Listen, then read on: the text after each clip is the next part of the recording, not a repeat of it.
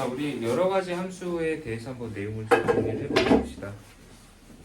자, 여러 가지 함수, 즉 교재 기준으로 89쪽에 대한 얘기를 지금 이제 시작을 하려고 하는 거고, 보통 여기에서 이제 특히 여기 1대1 대응, 이 부분에 대한 거 좀 학생들이 많이 약간 어려워한다. 그래서 아까 미리 예고했듯이 다음 시간에 이 부분에 대한 거 문제 풀이를 좀 더 많이 아마 집중을 해야 될 것 같고, 문제 프린트에 대한 것도 아마 하나 정도는 좀 제공을 해서 같이 좀 연습을 해봐야 되지 않을까라고 생각하는 게 바로 이 부분 때문에. 그렇다고 나머지 부분이 쉽다라는 건 아니지만 일반적으로 이제 함수를 분류하는 어떤 형태들, 이제 기준에 따라 이제 분류한다라고 생각을 한 기준이 어떤 기준에 따라 분류하는지를 좀 이해하고 그 다음에 정확히 구분할 수 있다. 이 정도로만 한번 생각을 해보면 될 것 같아요. 참고로 여기 여러 가지 함수다라고 했으니까 지금 여기 쓰여져 있는 이 네 가지가 함수의 종류라고 생각을 하면 되겠지. 근데 함수의 종류, 우리가 알고 있던 종류랑 뭐가 약간 다른데? 라고 생각을 할 수 있는데 당연한 이유가 우리가 보통 얘기하는 뭐 이제 함수의 1차 함수나 2차 함수, 3차 함수 크게 이제 묶어서 다항함수라고 얘기하지. 걔네들은 함수의 형태에 따른 분류를 했을 때 이제 그렇게 보통 얘기를 하는 거지. 그러니까 다항식의 구조를 갖고 있느냐 아니면 뭐 분수 형태를 갖고 있느냐 그럼 분수함수라고 돼. 그리고 또 무리식, 무투의 형태를 갖고 있으면 무리함수. 그것이 이제 다 뒤에서 우리가 배울 형태들이야. 뭐 삼각함수, 지수함수, 로그함수 앞으로 배울 애들 전부 다 함수의 형태에 따른 분류다라고 생각하면 돼요. 근데 지금 현재 여기 있는 분류는 대응 관계, 대응하는 형태, 대응 상태에 따른 분류다라고 생각을 하면 돼요. 그러니까 아까 우리가 그렸던 대응이 어떤 형태로 이루어지는지에 따라 이름을 붙인 것이 1대1 대응, 1대1 함수. 그리고 어떤 상수함수와 항등함수다라는 애들. 그러면 대응에서 어떤 규칙을 갖고 있길래 바로 이런 함수의 분류가 이루어지는지 그 규칙에 대한 걸 한번 여기다 써보도록 합시다. 자, 일단 1대1 대응. 순서 좀 바꿔서 할게. 1대1 함수를 먼저 쓰자.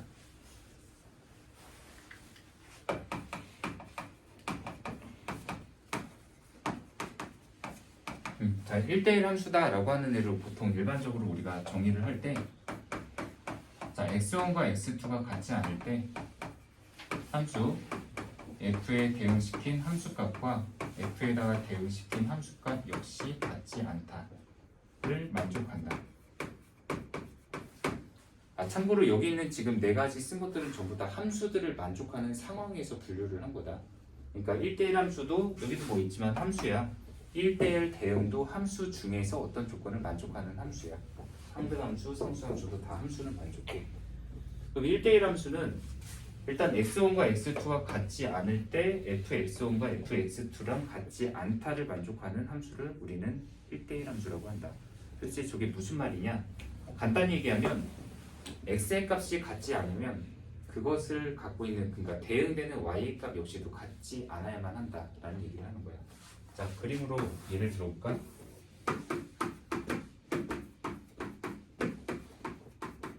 자, 이런 값이 있다고 썼을 때 x에서 y로의 관계를 한번 표현을 해볼게.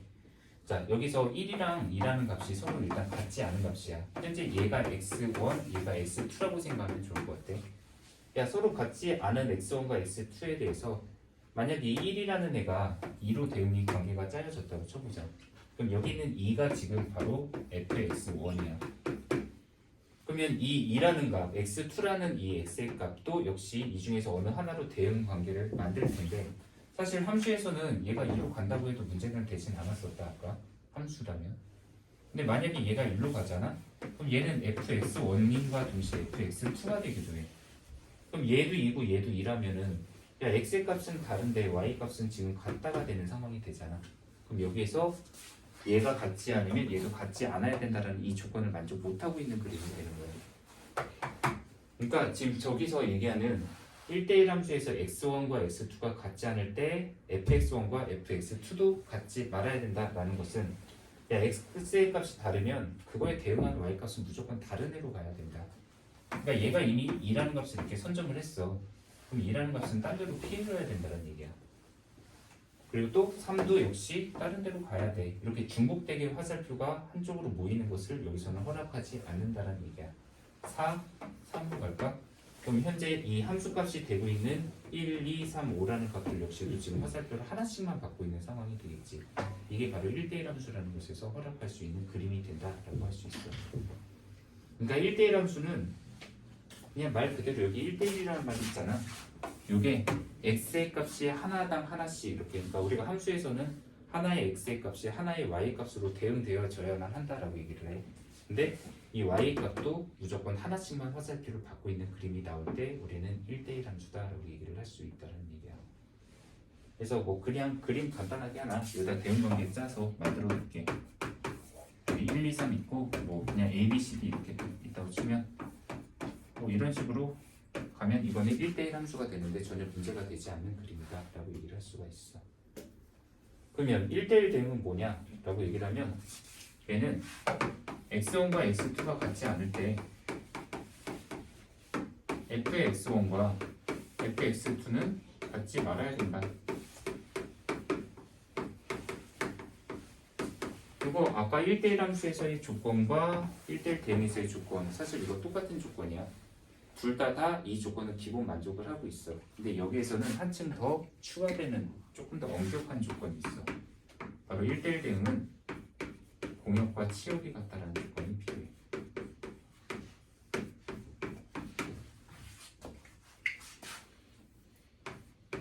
자, 여기서 공역과 치역이 같다라는 말이 무슨 말이냐면 저기 왼쪽에다 내가 아까 1대1 함수를 그린 거 대응관계를 볼게.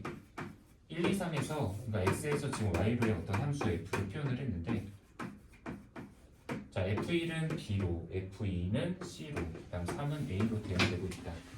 자, 여기서 우리 정의역과 공역과 치역을 구분해 볼게. 자, 정의역은 집합, 정의역, 집합 1, 2, 3 세 개 분수 갖고 있어. 자, 공역은 여기 y쪽에 있는 전체 집합 a, b, c, d야.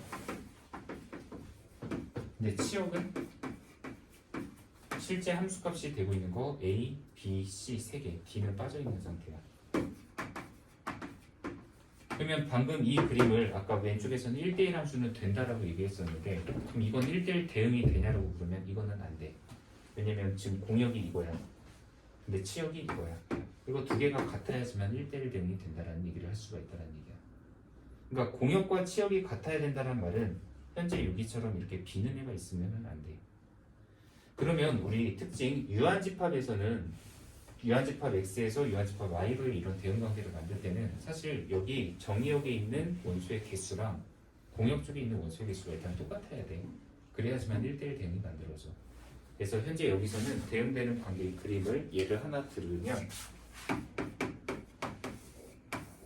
1, 2, 3, 뭐 A, B, C 했을 때 하나당 하나씩 이런 관계가 만들어진다. 이거는 1대1 대응이 된다라고 얘기를 할 수가 있어요.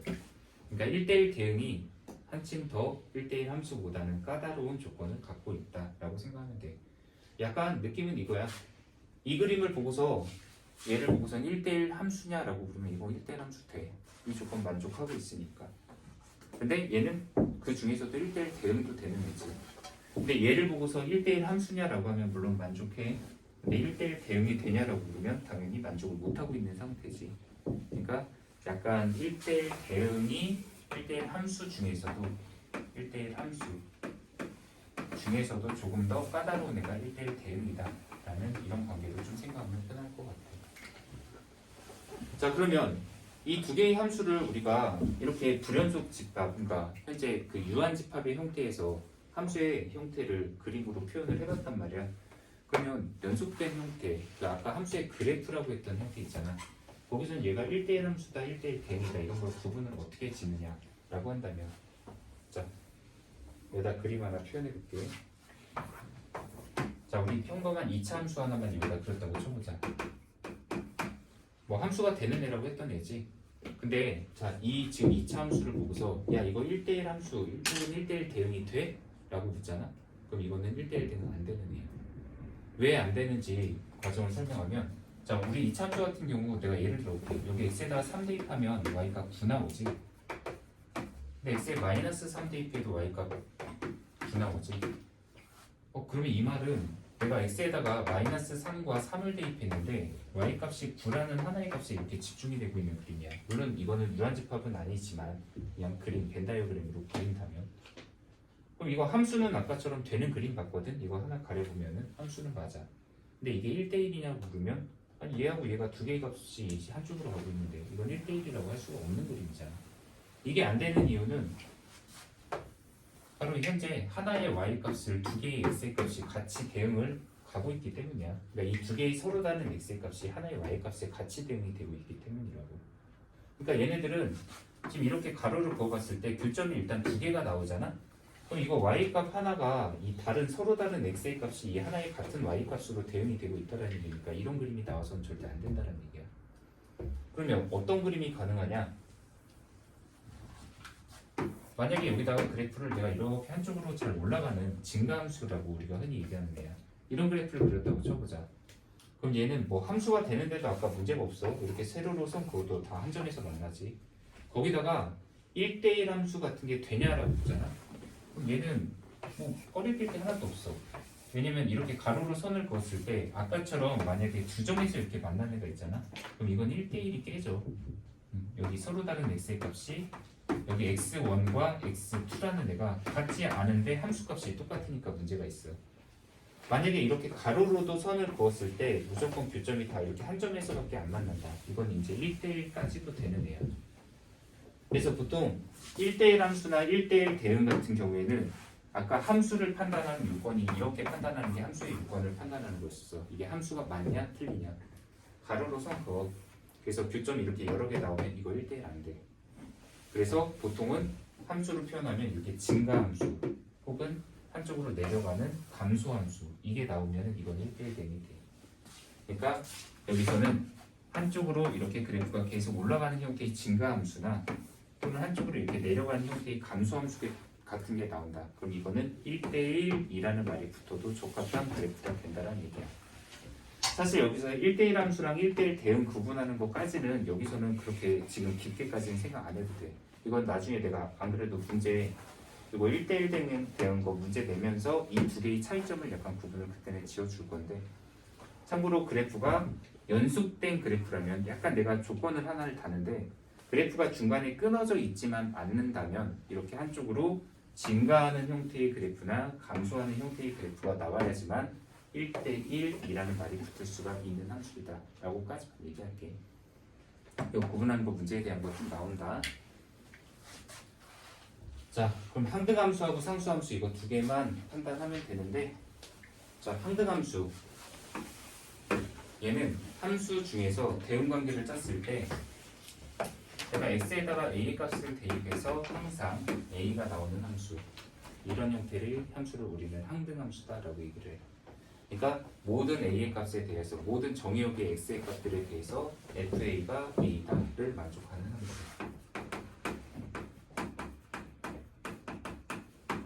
그래서 항등함수는 그림으로 표현하는 거가 보통은 x에서 x로의 함수를 많이 표현을 해. 여기 집합 1, 2, 3, 4 여기도 똑같은 형태. 자, x에서 x로의 대응되는 함수의 관계가 내가 x에다 뭘 대입하든 간에 그 결과가 똑같이 나와야지만 이걸 항등함수라고 얘기를 한다는 얘기야. 이렇게 f1은 1, f2는 2, f3은 3, 또 f5는 5, f10은 10 이렇게. 자, 이 함수를 항등함수라고 한다. 그리고 우리가 보통 항등함수는 항등함수의 영어의 첫 글자를 따와서 보통 i라고도 나타내거든. 그건 여기 밑에다가 다시 한번 소개하자. 현재 그러면 항등함수 우리가 이렇게 벤 다이어그램으로 표현을 해서 유한집합의 경우를 나타내면 이런 그림이 되는데 그럼 연속된 함수 우리 모든 실수를 정의역으로 갖는 함수에서는 항등함수가 뭐냐? 바로 yx. 이 함수가 바로 우리가 흔히 얘기하는 항등함수의 가장 대표적인 형태라고 할 수 있지. 얘가 x에다 뭘 대입하든 간에 y값이 동일한 애가 나오는 애잖아. 그래서 우리가 보통 이 항등함수라는 애, 특히 이 y는 x라는 애를 보통 우리 뭐 fx는 x다 이렇게 표현하는 것 대신에 얘를 ix다 이렇게 나타내기도 해. 여기서 i라는 애가 항등함수의 첫 글자 영어 단어 아마 나도 그거 까먹었는데 거기 책에 아마 나와 있을 거야. 그리고 보통은 그냥 단독으로 아예 i다. 그러니까 우리가 f다, 뭐 g다, i다 이렇게 나타내면 요 i라는 애가 그냥 일반적으로 그냥 항등함수 자체를 나타낸다라고 생각하면 돼. 없니? 네, 나중에 내가 생각나는 거 얘기해줄게. 다시, 그러니까 우리 보통 함수를 표현할 때 그냥 f라는 함수, 뭐 g라는 함수 이렇게 나타내는 것처럼 여기서도 단독으로 i라는 함수 나타내면 이것이 바로 우리가 흔히 얘기하는 항등함수인 y는 x 얘를 지칭한다라고 표현을 하면 된다는 겁니다. 자, 여기까지가 항등함수. 그리고 이름에서 연상되는 것을 좀 이미지로 지어주는 과정들이 좀 필요하다. 항등, 항상 같은 값이 나오는 함수다라는 뜻으로 해석하면 되겠지. 자, 여기 상수함수 있지. 자, 여기까지가 마지막이야. 상수함수는 모든 정의역의 집합 x에 대해서 이거 어떤 하나의 실수, 그래서 k는 상수값이라고 하자. 자, 모든 x의 값이 단 하나의 어떤 상수값으로 지정이 될 때 이 함수의 대응관계를 우리는 상수함수다라고 얘기해. 자, 그림으로 표현해볼게. 자, 현재 x에서 어떤 y로의 대응관계를 만들 때 그냥 여기 딱 하나 k 있다고 치자. 현재 여기 있는 이 모든 것들이 전부 다 딱 하나의 값으로 이렇게 대응관계가 짜질 때 이 함수를 우리는 바로 상수함수다라고 얘기한다. 근데 사실 이 그림을 보면 얘가 왜 상수함수인지는 좀 잘 모를 수도 있는데 우리가 흔히 얘기하는 아까 이건 내가 종종 얘기했던 얘기도 해. 그리고 아까 여기다 그렸던 얘기 바로 y는 3 이렇게 그려지는 함수 이게 바로 상수함수야. 왜냐면은 우리 1차 함수라고 하는 게 별 이유 없잖아. 여기다 ax 더하기 b 하면 이거 1차식의 형태를 갖고 있으니까 1차 함수. 얘는 상수값만 갖고 있으니까 얘가 상수함수야. 그리고 이 상수함수가 특징이 그냥 x에다가 내가 얼마를 대입하든 간에 y값이 무조건 3밖에 안 나오고 있어. 난 x에다 1 대입했는데도 y값 3, 1 대입해도 3, 2 대입해도 3, 3 대입해도 3. 모든 x의 값이 다 하나의 y 값으로 지정이 되어 있기 때문에 이런 함수를 우리는 바로 상수함수다라고 얘기를 한다. 실제로 여기서는 바로 y는 fx에 대하여 이 fx가 그냥 하나의 상수값만 갖고 있다. 이렇게 표현할 수 있는 애. 이것을 우리는 상수함수라고 표현을 한다. 그래서 현재 여기 여러 가지 함수들을 일단 그림으로 표현하고 요건들을 지금 이제 체크한 건데 아까 잠깐 이제 얘기한 것 중에 하나가 함수를 분류를 이렇게 하긴 했으나 근데 어떻게 보면은 지금 여기 있는 이 항등함수를 보고서 아니 선생님 이거 항등함수 얘 1대1 대응 아닙니까? 라고 그러면 그것도 당연히 맞다. 그러니까 얘의 특징 자체가 이쪽에 좀 더 이미지가 강하다 뿐이지 얘도 굳이 분류를 하자면 1대1 대응 중에서 하나의 예로 들 수 있는 그림인 건 사실이야. 그러니까 분류라는 거 항상 좀 이 조건을 만족하는 애가 여기에도 속할 수도 있고 여기에도 속할 수도 있기 때문에 그런 것들은 좀 유동적으로 이해를 해주면 될 것 같아요. 자, 지금 현재 여기까지에 대한 내용들을 정리를 했는데 사실 오늘 풀 부분에 대한 뭐 문제 과제가 뒤에까지 하면은 좀 약간 어려운 분위기 있고